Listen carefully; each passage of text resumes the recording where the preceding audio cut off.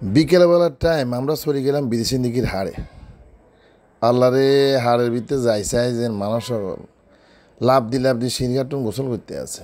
আবহাওয়া খুব সুন্দর আছিল, বৃষ্টি বৃষ্টির ভাব, মেঘলা বাতাস, কী যে সুন্দর লাগতেছে। বিদেশি দিঘির হাড়গল এদিকে সেদিকে তাকাইলাম, কী যে সুন্দর লাগতেছে। ক্যামেরাটা আমার মোটামুটি ভালো ছিল না, ভালো যদি থাকতো তাহলে আরও সুন্দর দেখা যেত। চেষ্টা করলাম দর্শকদেরকে কিছু একটা দেখানোর লাই বলি, কিন্তু আমার ক্যামেরাটা তেমন একটা ভালো নেই। মানুষ সকল গোসল করতেছে, হাড়ের উপরে অনেক মানুষ বই রয়েছে। রেদওয়ানবাসীর সাথে আছে, রেদওয়ানবাসীর হলে হাঁটা শুরু করলাম।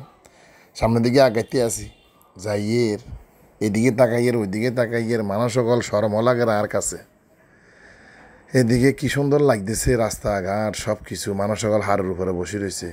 উপরে আকাশের মেঘ, কি যে এক সুন্দর অপূর্ব দৃশ্য, সুবহানাল্লাহ।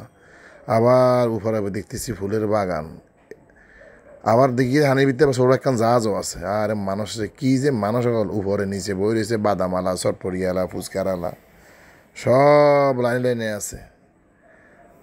কত সুন্দর যে লাগে।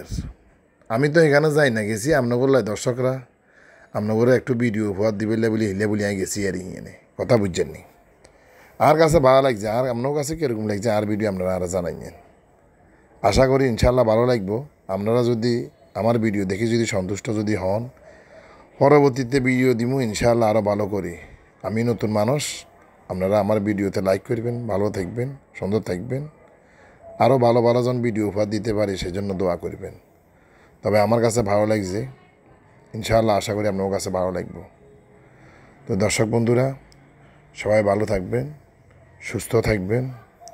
আল্লাহ হাফেজ।